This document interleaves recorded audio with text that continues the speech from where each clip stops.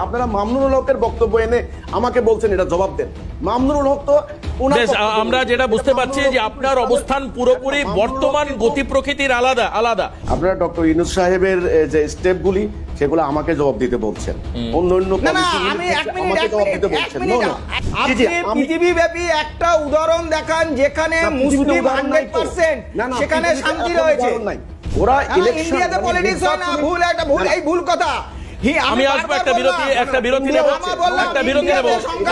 নেব বিরতির সময় হয়েছে, প্লিজ প্লিজ। আমি যেমন দেশপ্রেমের চেতনায় উদ্দীপ্ত, আমি তেমন ইমানি চেতনায় উদ্দীপ্ত। তার মানে এই নয় আমি তলোয়ার ধারাবো, আমি ভারতের ভাইদেরকে হত্যা করব, এই ধরনের বেআইনি কথাবার্তা, অর্বাচীনসূলক কথাবার্তা আমি বলতে পারি না। বাংলাদেশ যে আজকে নিজের কবর নিজে খুঁড়ছে সেইটা বন্ধ হয়ে যাবে। হিজবুত তাওহীদের লোগো দেখুন আমার মোবাইলে, একটু ধরে থাকি, তার নিচে কি লেখা রয়েছে দেখুন, খুব ভালো করে দেখে নিন ছবিটা। হিজবুত তাওহীদ, আমরা উইকিপিডিয়া ওয়েবসাইট থেকে এই ছবি পাচ্ছি। হিজবুত তাওহীদ, এই হিজবুত তাওহীদ লেখা রয়েছে লোগো, আর তার নিচে কি লেখা রয়েছে? মানবতার কল্যাণে নিবেদিত, মানবতার কল্যাণে নিবেদিত। হোসেইন মোহাম্মদ সেলিম আমাদের সঙ্গে রয়েছেন এই মুহূর্তে, টপ নচ পার্সোনালিটি, মানে হিজবুত তাওহীদের একদম ফার্স্ট পার্সন আমরা যদি বলতে চাই তো সেটাই হচ্ছে হোসেইন মোহাম্মদ সেলিম। আপনাকে স্বাগত আরেকবার আজকের অনুষ্ঠানে। আপনার কাছ থেকে জানতে চাইবো, একটু আগে আপনি আমাদের ইন্ডিয়াতে বসে থাকা স্বামী পরমাত্মানন্দজি মহারাজের বক্তব্য শুনছিলেন, আপনি কিছু কিছু মনে হয় লিস্টও করেছেন। একটা জিনিস আমি দেখতে পাচ্ছি যে বাংলাদেশে 5 তারিখের আগস্টের পর থেকে ক্রমাগত বিভিন্ন জায়গায় হিন্দু এবং অন্যান্য সংখ্যালঘুরা সাপ্রেসড হচ্ছে, কোথাও তাদেরকে মারা হচ্ছে, কোথাও মুখে বিষ ঢেলে দেওয়া হচ্ছে, কোথাও জমি বাড়ি কেড়ে নেওয়া হচ্ছে, কোথাও নারী শ্লীলতাহানি হচ্ছে, কোথায় তাদের পুরো বস্তি জুড়ে আগুন লাগিয়ে দেওয়া হচ্ছে। এই ঘটনাগুলোকে হিজবুত তাওহীদ, আমি আবারও বলছি উইকিপিডিয়ায় বলছে ব্ল্যাক লিস্টেড একটা সংগঠন, তারা সমর্থন করে। আর এই যে ব্ল্যাক লিস্টেড বলা হচ্ছে কেন? কারণ আপনাদের এই দেখলাম মানবতার কল্যাণে আপনারা রয়েছেন, বা আপনি যেটা বলছেন ইবলিস কিয়ামতের আলামত। আপনাকে অসংখ্য ধন্যবাদ। এটার প্রথম কথা হচ্ছে এটা একটা দুঃখজনক ব্যাপার, খুবই বেদনাদায়ক ব্যাপার যে হিজবুত তাওহীদ আন্দোলন প্রতিষ্ঠা হয়েছে মূলত মানবতার কল্যাণে, ইসলামের প্রকৃত কনসেপ্টটা মানুষের মধ্যে তুলে ধরার জন্য, এবং এই যে রিলিজিয়াস হারমোনি হিন্দু, মুসলমান, বৌদ্ধ, খ্রিস্টান এই সমস্ত জাতি সম্প্রদায়ের মধ্যে একটা ঐক্য, একটা ভ্রাতৃত্ব, একটা সম্প্রীতি স্থাপনের জন্য একটা ধর্মীয় ব্যাখ্যা নিয়ে কাজ করছে হিজবুত তাওহীদ। এবং ইসলামের রিয়েল কনসেপ্ট, আমরা বলতে পারি কারেক্ট আইডিয়া, সঠিক ধারণা প্রচার করার জন্য হিজবুত তাওহীদ আন্দোলন প্রতিষ্ঠা হয়েছে। কিন্তু দুর্ভাগ্যজনক সত্য কথা হচ্ছে এই বিগত সরকার যে সমস্ত ভুলগুলি করেছেন, আমি বলবো অনেকগুলি ভুলের মধ্যে এটা একটা ভুল হয়েছে। যখন সারা পৃথিবীময় একটা ধর্মের নামে নানান ধরনের উগ্রবাদী কার্যক্রম চলছিল, তখন সকল ধর্মীয় সংগঠনগুলিকে এক কাতারে ফেলে দিয়ে তারা বিচার বিশ্লেষণ করেছেন, আদ্যপান্ত যাচাই বাছাই করেননি। তো আমাদের ব্যাপারে কিছু মিডিয়া পরিকল্পিতভাবে কিছু নেতিবাচক সংবাদ প্রচার করেছে। সেই প্রচারটা ওরা করেছে কিন্তু যারা ধর্ম নিয়ে অপরাজনীতি করে বাংলাদেশে। আপনারা জানেন যে আমরা উগ্রবাদী ধর্মান্ধ ধর্ম ব্যবসায়ী একটা গোষ্ঠীর বিরুদ্ধে আমরা একটা আদর্শিক লড়াই চালিয়ে যাচ্ছি বাংলাদেশে, হিজবুত তাওহীদ। তো এদের অপপ্রচারে, এদের দ্বারা প্রভাবিত হয়ে আমাদের দেশের কিছু মিডিয়া একচেটিয়াভাবে অন্যান্য সংগঠনের সাথে মিশিয়ে সংবাদ প্রচার করেছে। যেমন মিডিয়া সংবাদ প্রচার করলে আর বাংলাদেশের ল এনফোর্সমেন্ট ডিপার্টমেন্ট আপনাদের ব্ল্যাক লিস্টেড করে দিল, এটা সম্ভব? সেটাই কথা। দেখুন হিজবুত তাহরীর একটা সংগঠন আছে, ব্যান্ড হিজবুত তাহরীর আর হিজবুত তাওহীদ, এই দুইটা সংগঠনের নামের সাথে আংশিক মিল হিজবুত কথাটা, যেহেতু আরবিতে নাম রেখেছি এই জন্য হিজব শব্দটা লাগাতে হয়। তো এই জন্য এখন এরা কি করলো, মানে কখনো কখনো হিজবুত তাওহীদের সদস্য গ্রেপ্তার হয়নি, কিন্তু গ্রেপ্তার হয়েছে হিজবুত তাহরীরের, প্রচার চালিয়েছে হিজবুত তাওহীদ। এই মানে ভুল সংবাদের কারণে প্রভাবিত হয়ে তখন বিগত সরকার, আপনার সোহেল তাজ সাহেব তখন তিনি ক্ষমতায় ছিলেন, ওনারা আওয়ামী লীগের প্রথম সরকার, তখন এসেই তারা মানে একটা ঘোষণা দিল। কিন্তু আমরা পরে যোগাযোগ করেছি, কিছু কিছু পত্রিকা অতি উৎসাহী হয়ে আমাদের নামটা ওই ব্ল্যাক লিস্টের মধ্যে ঢুকিয়ে দিয়েছে। পরে আমরা হাইকোর্টে এই ব্যাপারে রিট করেছি, সরকারের কাছে নোটিশ গিয়েছে, উকিল নোটিশ, সরকার কিন্তু জবাব দিতে পারেননি। আমরা ঊর্ধ্বতন কর্তৃপক্ষের সঙ্গে যোগাযোগ করেছি এবং ইত্তেফাকের সঙ্গে যোগাযোগ করছি। ইত্তেফাক ওনাদের ওয়েবসাইট থেকে নিউজটা নামিয়ে দিয়েছে। এখন আমরা এই যে এখন যে সাইটের কথা আপনি বললেন, তাদের সাথেও আমরা যোগাযোগ করেছি। তাদের কথা হচ্ছে যে আমরা বলেছি যে এটা আইনগত কোনো ভিত্তি নাই, ব্ল্যাক লিস্টে বলতে আইনগত কোনো ভিত্তি নেই। আমরা যেহেতু নিষিদ্ধ না, কাজে আমরা বৈধ।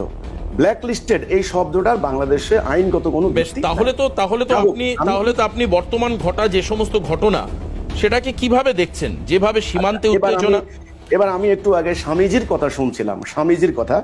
হ্যাঁ, হিন্দুদের উপরে বাংলাদেশের যে ধরনের একটা নিপীড়নের কথা হচ্ছে, এটা কিন্তু আজকে নতুন না। আপনারা জানেন যে সরকার পরিবর্তন হলেই এই ধরনের ঘটনা বাংলাদেশে ঘটে। আগের সরকার এবং পরের সরকার, এই সরকারি দল প্লাস বিরোধী দল, এই দুইয়ের মধ্যে আমাদের হিন্দু সম্প্রদায়ের মধ্যেও অনেক মানে ব্যক্তি আছেন, তারা সরকারি দলের সঙ্গে সম্পৃক্ত থাকেন। তো সেই কারণে অনেক সময় রাজনৈতিক কারণটা হয়। কিন্তু তার মানে আমি কিন্তু এটা বলছি না যে ধর্মীয় সংখ্যালঘুরাও নিপীড়নের শিকার হচ্ছেন না। হ্যাঁ, এই ঘটনাটা, এই অভিযোগটা কিন্তু আজকে নতুন না। এটা শুরু আমরা বলতে পারি সেই 47-এর আগের থেকে। আমি আমার সকল বক্তব্যে কথা বলেছি। এখন এই বছরের মাত্রাটা কেন বাড়লো? কিন্তু সেলিম সাহেব, এই যে যখন আপনি এন্ডোর্স করছেন বিষয়টাকে, আমার মাঝখানে একটা প্রশ্ন আছে। আজ পর্যন্ত আমরা কোথাও দেখিনি, আমি নামটা খুব ভালোভাবে উচ্চারণ করছি, হিজবুত তাওহীদ, অর্থাৎ আপনার দল, আজ পর্যন্ত কোথাও কোনো প্রতিবাদ, কোন সরকারকে গিয়ে বলা বা ইউনূস সরকারের কাছে আর্জি নিয়ে যাওয়া যে সংখ্যালঘু আর আমরা ভাই ভাই, এদের উপর যে ধরনের ম্যালপ্র্যাকটিস হচ্ছে, আপনি আমার বক্তব্যগুলো শুনে থাকবেন। 5 তারিখের পরে আমিও কিন্তু আক্রান্ত হয়েছি। আমার প্রায় আপনার হলো 10টা অন্তত অফিসে হামলা চালানো হয়েছে, আমার বাড়ি আক্রমণ করার জন্য। আপনি আপনার বক্তব্যে তাহলে কার বিরুদ্ধে জিহাদের কথা বলছেন? এই যে জেহাদ প্রসঙ্গে যে কথাটা বললেন, আমাদের স্বামীজির কথা মানে পরিপ্রেক্ষিতে আমি যেটা বলতে চাচ্ছি, জেহাদের যে ভুল অর্থ এখন করা হচ্ছে। জেহাদ কিন্তু পবিত্র কোরআনে, আপনারা জানেন, আরবিতে কোরআন নাযিল হয়েছে। আমাদের নবী করিম সাল্লাল্লাহু আলাইহি ওয়াসাল্লাম আরবিতে কথা বলতেন। এটা একটা অ্যারাবিক টার্ম। এখানে জেহাদ শব্দের অর্থ হচ্ছে সর্বাত্মক প্রচেষ্টা, সর্বাত্মক প্রচেষ্টা। এটা ইংরেজি বলতে আমরা বলতে পারি আটমোস্ট স্ট্রাগল। কিসের বিরুদ্ধে? যাবতীয় অন্যায়ের বিরুদ্ধে, সত্য প্রতিষ্ঠার জন্য, ন্যায় প্রতিষ্ঠার জন্য। এখন যেমন ধরেন মোমেন আর কাফের, এই দুটি জিনিস আমি আমার প্রায় আলোচনায় বলি, আমার ডাইন হাত বাম হাত। ডাইন বাণী সত্য, বাম বাণী মিথ্যা, ধর্ম অধর্ম। অর্থাৎ মোমেন বলতে বিশ্বাসী, অর্থাৎ এক স্রষ্টায় বিশ্বাসী, স্রষ্টার ন্যায় বিচারে বিশ্বাসী, স্রষ্টার হুকুমের প্রতি বিশ্বাসী, মানে আমরা আল্লাহ বলি। কিন্তু আপনি আপনার বক্তব্য এক জায়গায় বলছেন, আপনি সেলিম সাহেব আপনার বক্তব্য এক জায়গায় বলছেন বাংলাদেশে 16 কোটি মুসলিম আছে আর সারা পৃথিবীতে 140 কোটি মুসলিম, আমরা কি না করতে পারি? আচ্ছা, আপনার বক্তব্যে দেখুন, জেহাদ শব্দের অর্থ হচ্ছে যে একটা মানে সর্বাত্মক প্রচেষ্টা, সেটা হলো অন্যায়ের বিরুদ্ধে। সন্ত্রাস, উগ্রবাদ, মানে মানুষের মনে আতঙ্ক সৃষ্টি করা, মানুষের মানবাধিকার ধ্বংস করা, করে দেওয়া, সে হিন্দু হোক, বৌদ্ধ হোক, খ্রিস্টান হোক অথবা নাস্তিক হতে পারে, যে কারো উপরে আতঙ্ক সৃষ্টি করা, এটা কিন্তু জিহাদ নয়, এটা একেবারেই সন্ত্রাসবাদ। আমরা কিন্তু এর বিরোধিতা করি এবং কোরআনে কিন্তু এই সন্ত্রাসবাদের বিরুদ্ধে শক্ত অবস্থান নেওয়া হয়েছে। আপনি যেটা বললেন যে বাংলাদেশে আমরা একমাত্র হিজবুত তাওহীদ আন্দোলন শত শত সর্বধর্মীয় সমাবেশ করেছি, যা আমরা রিলিজিয়াস হারমোনির জন্য হিন্দু, বৌদ্ধ, খ্রিস্টান ধর্মগুরু এবং ধর্মীয় সংগঠন সকলকে নিয়ে আমাদের সংগঠনের নিজস্ব অর্থ ব্যয় করে আমরা রাজধানী থেকে শুরু করে থানা লেভেল পর্যন্ত তাহলে আপনি আন্দোলন করেছেন। তাহলে সেলিম সাহেব, আপনি তাহলে এই বাংলাদেশের মাটিতে কিয়ামতের আলামত কারা করছে? আপনার কথা একদম, আপনার পার্টিকুলার কোট আনকোট কথা, কিয়ামতের আলামত কারা করছে? তাহলে কারাই মৌলবাদ? কারণ আমি আপনাকে অ্যাপ্রিশিয়েট করছি, আপনি এক জায়গায় উগ্র মুসলিমবাদেরও নিন্দা করেছেন, আমি শুনেছি ইউটিউব ভিডিও। জি, যারা, আমি একটা স্পষ্ট করে বলতে চাই, যারা আল্লাহর নাজেল করা পবিত্র ধর্মকে নিয়ে, আমাদের এখানে ইসলাম নিয়ে রাজনীতি হচ্ছে, যারা অপরাজনীতিতে ধর্মকে ব্যবহার করে, উগ্রবাদী সাম্প্রদায়িক কর্মকাণ্ডে পবিত্র ধর্ম ইসলামকে ব্যবহার করে, ব্যক্তি স্বার্থে উদ্ধারের জন্য ধর্মকে ব্যবহার করে। আপনারা জানেন আমাদের ধর্ম কিন্তু, ধর্ম ব্যবসা কিন্তু নিষিদ্ধ। ধর্মের নামে যে কোনো স্বার্থ উদ্ধার করা কিন্তু প্রহিবিটেড, স্ট্রিক্টলি প্রহিবিটেড বাই আল্লাহ। কাজেই যারা এই ধর্মকে অবলম্বন করে অপরাজনীতি করে, উগ্রবাদী সাম্প্রদায়িক উস্কানি দেয়, এদের কারণেই কিন্তু এই একটা অরাজকতা।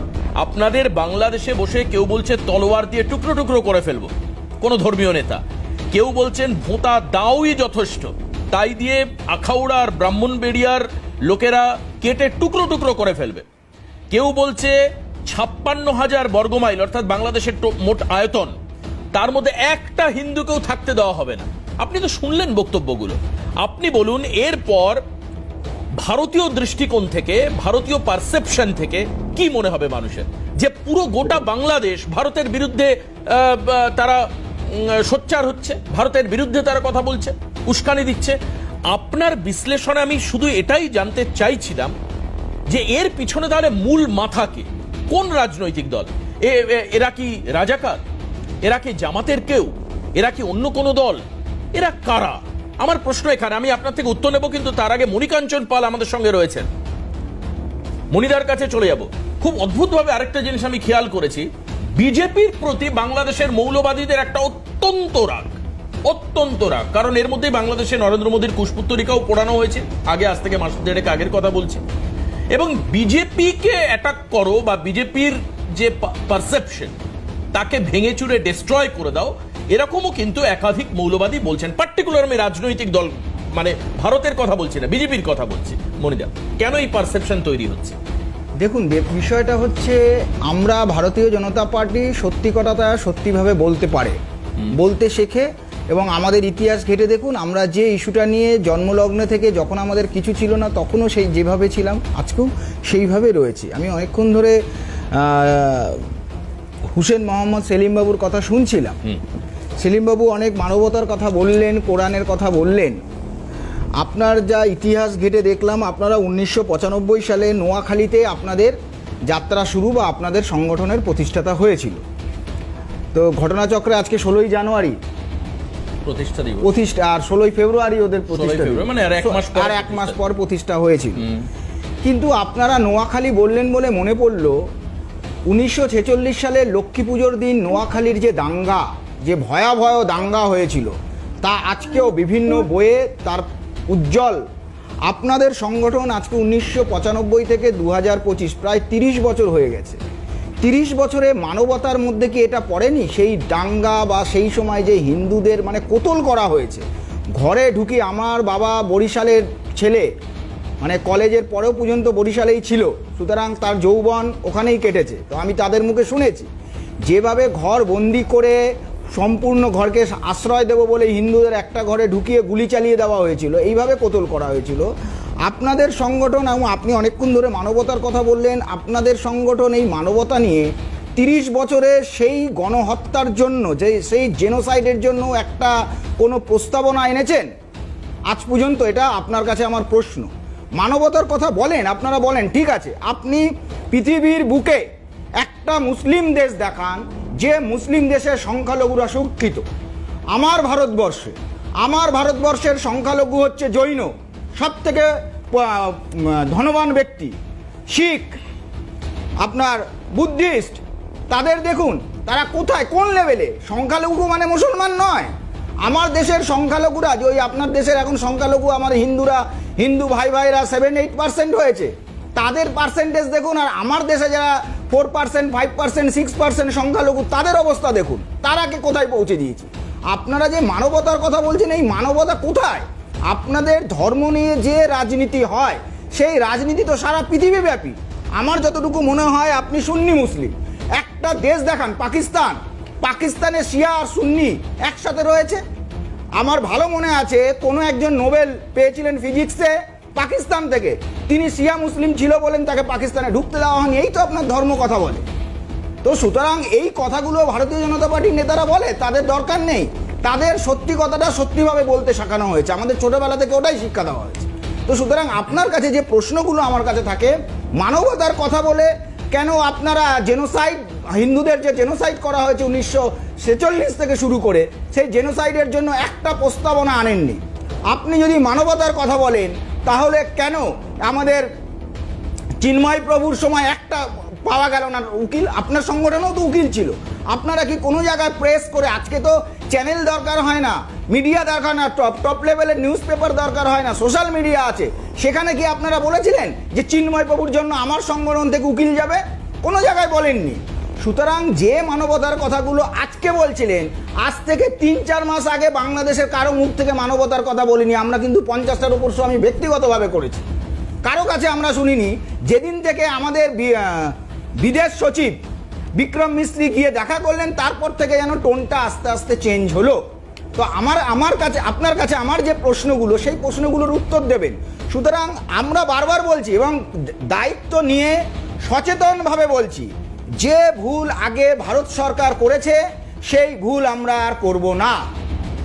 যে ভুল আমরা করেছি, যে 93,000 সৈন্যকে ধরেও আমরা কিছু করিনি মানবতা দেখিয়ে, যে মানবতা আপনার দল বা আপনার ধর্ম জীবনে কোনো জায়গায় দেখায়নি। আপনার ধর্ম পৃথিবীর ইতিহাসে যে যুদ্ধের পরে যেভাবে নারীদের উপর অত্যাচার করা হয়েছিল, 4,68,00,000 নারীকে প্রেগন্যান্ট করা হয়েছে, এবং এটা ইতিহাস, প্রেগন্যান্ট করা হয়েছে আপনার বাংলায়। সেদিনে বাংলাদেশ পাকিস্তানের নায়ক বলেছিল, যে বীজ পুঁতে দিলাম সেই বীজ কথা বলবে। আজকে কিন্তু বাংলাদেশে সেই বীজই কথা বলবে, তার কথা। এক মিনিট লাস্টলি বলে দিচ্ছি। সুতরাং আপনার কাছে প্রশ্ন, যে কথাগুলো বলছিলেন সেই কথাগুলোর সাথে বাস্তবতার কোনো সম্পর্ক নেই। আপনার কাছে আমার প্রশ্ন, আমি বারবার রিপিটেড 3 বার বললাম, কেন বাংলাদেশের জেনোসাইড নিয়ে কোনো কথা আপনাদের কোনো সংগঠন বলে না? সুতরাং মানবতার কথা, যে মিষ্টি কথা আপনি এতক্ষণ ধরে বলছিলেন, সেইটা আপনার সাথে কতটা সাজুজ্য সেটা আপনার সময় আপনি বলুন। একেবারে তৌহিদ সাহেব কি, বেশ আপনার কাছে চলে যাবো। সেলিম সাহেব কি বলবেন? হ্যাঁ, আমাকে বলতে দিতে হবে। হ্যাঁ, বলুন।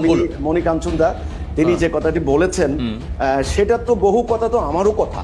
2016 সালে আমার বাড়িতে হামলা করে আমার 2 জন ভাইকে প্রকাশ্য দিবালোকে হত্যা করেছে আমার বাড়িতে। আমি মসজিদ বানাচ্ছিলাম, সেখানে গির্জা বলে অপপ্রচার চালানো হয়েছে। এখন উগ্রবাদী ধর্মান্ধ ধর্ম ব্যবসায়ী গোষ্ঠীর বিরুদ্ধে, সাম্প্রদায়িক গোষ্ঠীর বিরুদ্ধে এটাই আমার জেহাদ। আমার জেহাদ বলতে আপনারা আমার ওই যে সংখ্যালঘুদের হত্যা করা, নারীদেরকে নির্যাতন করা, ওটা কিন্তু আমার জেহাদ নয়। ভারতবর্ষে যে সমস্ত কথাবার্তাগুলি বলা হচ্ছে, আপনাকে আমার এখন কথা শুনতে হবে। এখানে ব্রাহ্মণবাড়িয়া থেকে বলা হচ্ছে হিন্দুদেরকে জবাই করবে, ওখানে বাংলাদেশে এই ধরনের মানে অর্বাচীন সুলভ বক্তব্য কিন্তু হামেশাই হচ্ছে, কম না। আমরা দেখি ভারতেও কিন্তু সে ধরনের ধর্ম নিয়ে উস্কানিমূলক বক্তব্য, অপরাজনীতি, মিথ্যাচার, সেগুলোও কিন্তু হচ্ছে, কম হচ্ছে না। এখন কথা হচ্ছে না, কিন্তু সভা তৈরি করে সবার মাঝখানে বলা এই সংখ্যাটা কিন্তু নেই। বুঝতে হবে, আমি নিজেই আক্রান্ত। আমার বাড়িতে হামলা করে, আমি কিন্তু এই যে বললেন কোন মানবতার কথা বলছেন, আপনার ধর্ম, তিনি যে বলছেন আপনার ধর্ম, আমি স্পষ্টত করে বলতে চাই, আমার ধর্ম বলতে যেটা প্রকৃত ইসলাম, কথাটা রিয়েল ইসলাম, প্রকৃত ইসলামের চর্চা যদি করা হতো, প্রকৃত ইসলামের বক্তব্য যদি জনগণ জানতে পারে, আসল ইসলাম কতখানি মানবতাবাদী, কতখানি উদার, কতখানি সহনশীল, কতখানি অন্য ধর্ম মত মানুষের প্রতি সম্মান রাখে, শ্রদ্ধা রাখে, এটা যদি আপনারা সত্যিকার অর্থে জানতে পারতেন, তাহলে আজকে মনিকাঞ্চন দা এই কথা বলতেন না। আমাদের স্বামীজি বসে একটা উদাহরণ দেখান সেলিম বাবু, আপনি এক মিনিট আপনি বলবেন সেলিম বাবু, আপনি পৃথিবীব্যাপী একটা উদাহরণ দেখান যেখানে মুসলিম 100% সেখানে শান্তি রয়েছে। এখন উদাহরণ নাই। আমার বক্তব্য এই জন্যই তো আজকে শুরুতে কথা হলো ব্ল্যাক লিস্টেড। আমাকে ব্ল্যাক লিস্টেড করে রাখা হলো কেন? সবাই লক্ষ লক্ষ মানুষ বক্তব্য দেয়, আমি বক্তব্য দিতে পারি না কেন? আমাকে কেন হুমকি দেওয়া হচ্ছে? 5 তারিখের পরে আমি 1 মাস আমার জীবন মানে অচল হয়ে গিয়েছে, হুমকির মুখে তো আমিও ছিলাম। তো তারপরেও আমি কিন্তু হিন্দুদের যখন মানে বিভিন্ন জায়গায় হামলা হচ্ছিল, শুধু হিন্দু নয়, বিভিন্ন জায়গায় হামলা হচ্ছে, যেমন ধরেন এই যে আমাদের এখানে বিভিন্ন পীরের মাজারেও হামলা হচ্ছে। আপনারা জানেন যে আমি আবারও বলছি, ধর্ম নিয়ে, ধর্মকে উপজীব্য করে, ধর্মকে হাতিয়ার বানিয়ে একটা উগ্রবাদী গোষ্ঠী এখানে যেমন পলিটিক্স করছে, ইন্ডিয়াও পলিটিক্স করছে। ওরা ইন্ডিয়াতে পলিটিক্স হয় না, ভুল কথা। আমি আসবো একটা বিরতি নেব, বিরতির সময় হয়েছে। প্লিজ আমি মোহাম্মদ সেলিম সাহেব আছেন, আপনারা বলছেন সন্ত্রাসের বিরুদ্ধে লড়াই, অন্যায়ের বিরুদ্ধে লড়াই। কোথায়? আপনারা বদনা চুরি করবেন, অন্তর্বাস চুরি করে আন্দোলন করবেন, সার্কাস করবেন, করুন, আপনাদের সমস্যা। আমরা কি ভুল জায়গায় মুক্তোর মালা দিয়ে এসছি? আমরা তো আপনাদের ভাই মনে করেছি। 71 সালে আমরা তো হাতটা বাড়িয়ে দিয়েছিলাম, তার প্রতিদান কি এটা দিচ্ছেন? রাজাকাররা বন্ধু হয়ে গেল আর ভারত হয়ে গেল শত্রু। না, সেটা তো আমার কথা আছে। না বলবো, আপনার থেকে তো শুনবো, তারা হয়ে গেল বন্ধু। শুনবো, আমি তো ইন্টারফারেন্স করছি না আপনার কথা। আপনি সব নোট করুন, আমি শুনবো। আপনাদের প্রতিটা, আপনাদের ইনশাআল্লাহ আমার বই লিখলেন, সবকিছু লিখলেন, সেখানে রাজাকাররা যে বীজ বপন করে গেল তাদের, মানে এই কথাটা খুব ইম্পর্টেন্ট যে আজকে রাজাকার হলো বন্ধু আর ভারত হলো শত্রু। সেলিম সাহেব শুরু করুন। আমি যেটা বলি, আপনারা ভারত থেকে, আমরা মানে ভারতের মধ্যে, আমরা বাংলাদেশের মধ্যে যারা আছি, আমাদের বর্তমান যে আমরা যারা আছি, আমাদের বিষয়, আমাদের ফিলিংসটা কি, বা আমরা কি ভাবছি, আমরা কি দেখছি, আমাদের বিষয়টা একটু ভালো করে শুনেন। আপনারা যারা ভারতে বসে দেখছেন মিডিয়াগুলি, ভারতের মিডিয়াগুলি যেভাবে মানে আপনারা প্রচার করছেন, বিষয়টা একেবারে আমাদের মিডিয়া না, আপনাদের মিডিয়া বলছে, আপনাদের মিডিয়া বলছে সেটা। আমি বলছি, ঠিক আছে, আমাদের মিডিয়া, আমার কথাটা একটু বলতে দিন। আচ্ছা শুনুন, বলুন। বাংলাদেশের গভর্নমেন্ট, একটা গভর্নমেন্ট যখন, একটা রেজিম যখন পরিবর্তন হলো, আপনার প্রথম কথা হচ্ছে এটা একটা স্বাধীন সার্বভৌম রাষ্ট্র। স্বাধীন রাষ্ট্রের একটা স্বাধীন কূটনৈতিক ব্যবস্থা থাকে, স্বাধীন রাজনৈতিক ব্যবস্থা থাকে। তারা এখন মানে পাকিস্তান থেকে আমরা চাল আনবে বা মিয়ানমার থেকে আনতে পারে, তো সেটার আমি মনে করি না সেটা কোনো মৌলিক ব্যাপার নয়। কিন্তু আপনাদের যে মানে ভারতের যে আশঙ্কাটা বা যে আতঙ্কটা বা চিন্তাটা, সেটা হচ্ছে পাকিস্তানের সাথে একটা মানে কোঅপারেশন করে, একটা সম্পর্ক করে এখানে ভারতের মধ্যে একটা অস্থিতিশীল পরিস্থিতি সৃষ্টি করে কিনা বাংলাদেশ। আচ্ছা দেখেন, আমরা কিন্তু বাংলাদেশে যারা আছি, হিন্দুদের উপরে এই যে বলেন হিন্দুদের উপরে অত্যাচার, জুলুম, নিপীড়ন যেভাবে বলা হচ্ছে, হ্যাঁ, সরকার পতনের পর থেকে বেশ কিছুদিন এই ধরনের গোলযোগপূর্ণ পরিস্থিতি হয়েছে। এখন আতঙ্কজনক অবস্থায় কেবল হিন্দু কেন, এখন যে কোনো আনরেস্ট সিচুয়েশনে, এখনো আনস্টেবল একটা সিচুয়েশন, এখনো একটা নির্বাচিত সরকার বসে নাই। যে গভর্নমেন্ট আছেন, ইন্টারিম গভর্নমেন্ট, এখন পর্যন্ত আইন শৃঙ্খলা বাহিনীর উপর দিয়ে কি পরিমাণ মেসাকার গিয়েছে, সেখানে তাদের মোরেল ভেঙে গিয়েছে। আপনারা যে বিষয়গুলি কথা বলছেন, 71-এ ওই মানে পাকিস্তানের সেনাপ্রধান কি বলেছেন, এগুলি আসলে আমাদের সামনে এখন মুখ্য ব্যাপার নয়। আমরা বাংলাদেশটাকে নতুন করে গঠন করতে চাই না, কিন্তু ইতিহাসের ওপর তো বর্তমান নির্ভর করে। আমি বলতেছি সেলিম সাহেব, এটা কখনো সম্ভব নয়। পাকিস্তানের সঙ্গে যে রিলেশনশিপ বাংলাদেশের, সেখানে এই রিলেশনশিপ কি করে চেঞ্জ হয়ে যাচ্ছে? আমার কথা হচ্ছে সেটা কাদের জন্য চেঞ্জ হচ্ছে, আপনি আমায় বলুন। চেঞ্জ হতে পারবে না, ইনশাল্লাহ পারবে না। কি জন্য? আমাদের মতো অর্গানাইজেশন, আমরা যারা দাঁড়িয়ে আছি, আমরা যখন জীবন দিতে শিখেছি, আমরা যারা একটা অসাম্প্রদায়িক বাংলাদেশ, একটা শান্তিপূর্ণ বাংলাদেশ নির্মাণ করার জন্য, আমরা ওই যে আগে প্রথমে যিনি বলেছেন স্বামীজি জেহাদের অর্থ, জেহাদের ভুল ব্যাখ্যা দিয়ে সন্ত্রাসবাদী ঘটনা ঘটিয়ে আমার ধর্মকে মানে আপনার কালিমা লিপ্ত করা হবে, এটা অন্তত আমরা হতে দেব না। বাংলাদেশের স্বাধীনতা সার্বভৌমত্ব রক্ষার জন্য আমি যেমন দেশপ্রেমের চেতনায় উদ্দীপ্ত, আমি তেমন ইমানি চেতনায় উদ্দীপ্ত। তার মানে এই নয় আমি তলোয়ার ধারাবো, আমি ভারতের ভাইদেরকে হত্যা করব, এই ধরনের বেআইনি কথাবার্তা, অর্বাচীনসুলভ কথাবার্তা আমি বলতে পারি না। কারণ আমি আগেও বলেছি যে ভারত আমাদের প্রতিবেশী, আমাদের বন্ধু, আমাদের ভাই। হিন্দু মুসলমান গোড়ায় আমরা ছিলাম এক জাতি। আজকে 47-এর কথা আপনারা বললেন, 47-এর আগে দেশটা ভাগ হলো টু নেশনস থিওরি, দুই জাতি তত্ত্ব, এই সূত্রের আলোকে। এখন আমি যদি বলি আমি এই সূত্রের ঊর্ধ্বে উঠতে চাই, আমি বলতে চাই ওয়ান নেশন থিওরি, জাতি হবে একটা, আমরা ভাই বোন, ভারতবর্ষ আমাদের, একই মানে একই এনভায়রনমেন্টে না। কিন্তু এখানে সেলিম সাহেব আমার একটা কথা আছে না, আপনি একটু আমার কথাটা শুনুন। দুটো চুক্তির কথা আমি বলবো, নেহেরু লিয়াকত চুক্তি এবং আপনাকে আমি বলবো মুজিব ইন্দিরা চুক্তি। এই দুটোতেই বাংলাদেশের সংখ্যালঘুদের স্বার্থকে অক্ষুণ্ণ রাখবার কথা বলা হয়েছিল। আপনি আমাকে বলুন যে 1947 সালের সময় যে পরিমাণ সংখ্যালঘু বাংলাদেশকে ভালোবেসে বাংলাদেশে থেকে গেল, হিন্দুরা, অন্যান্য জাতি, তাদের সঙ্গে নেহেরু লিয়াকত চুক্তি মানা হলো নাকি ইন্দিরা মুজিব চুক্তি মানা হলো? কোনটা মানা হলো আপনি বলুন। না, এখানে হিন্দুরা বাংলাদেশ থেকে এই যে যাওয়ার যে কথাটা, আমি কিন্তু বাংলাদেশে অন্তত কয়েকশো সাম্প্রদায়িক সম্প্রীতিমূলক সমাবেশ করেছি, এই কথাগুলি আমি ওনাদের কাছ থেকে শুনেছি। না, পার্সেন্টেজটা তো কমেছে। এই যে মনিদা কিছুক্ষণ আগে পার্সেন্টেজের কথা বলছিলেন, একটা সময় যে পার্সেন্টেজ 28 ছিল সেটা এখন কমে দাঁড়িয়ে 5.5-6 দাঁড়িয়েছে, কেন হলো এটা আপনি বলুন।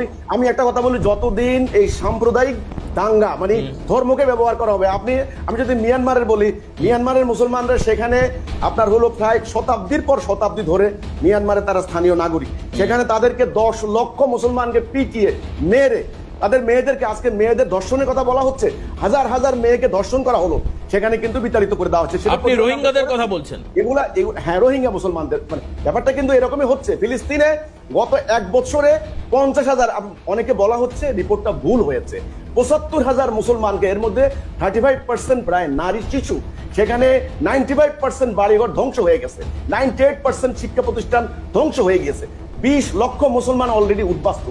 আমার কথা হচ্ছে এই সাম্প্রদায়িক অর্থাৎ ধর্মকে উপজীব্য করে যতদিন উস্কানি হবে, এখানে হোক আর ওখানে হোক, ততদিন এই ঘটনা ঘটবে। যতক্ষণ না আমরা গোড়ায় আসতে না পারি, আমরা মানবতার, আপনি যে বারবার বললেন যে সেলিম সাহেব আপনারা মানবতার কথা কি বলছেন, গত 29টি বছর এই সম্প্রীতিমূলক সংগ্রাম করতে গিয়ে এই হানাহানি, কারণ বাংলাদেশটা এখন ভূরাজনৈতিক কারণে একটা মোস্ট ইম্পর্টেন্ট প্লেস।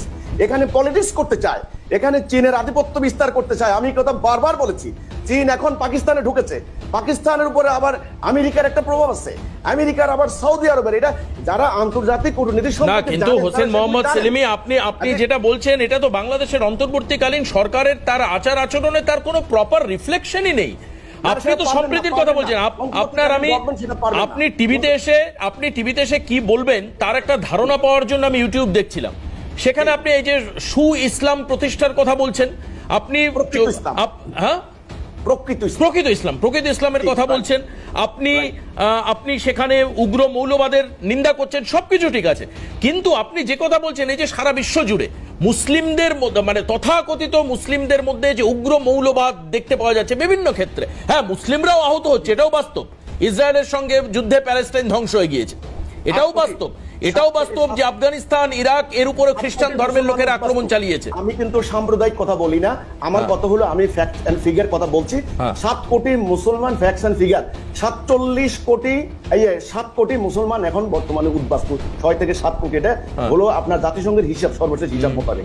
কথা হচ্ছে কি, বেশ, ফিরে আসলাম। পরমাত্মানন্দজি রয়েছেন আমাদের সঙ্গে। আপনাদের স্টাডিতেও আপনারা দেখছেন ইনসিডেন্টাল যে ফ্যাক্টস যেগুলো সামনে উঠে আসছে, ফ্যাক্ট চেক যদি করা যায় দেখা যাচ্ছে, কিন্তু ওনাদের মতো আবার বেশ কিছু সংগঠন যারা হিজবুত তাওহিদের মতো, তারা কিন্তু সম্প্রীতির কথা বলছেন। মানে যখন হোসেন মোহাম্মদ সেলিম বলছেন, আমি ধরে নেব এটাই হচ্ছে হিজবুত তাওহিদের অফিসিয়াল স্টেটমেন্ট, কারণ he is the chairman of that particular concern.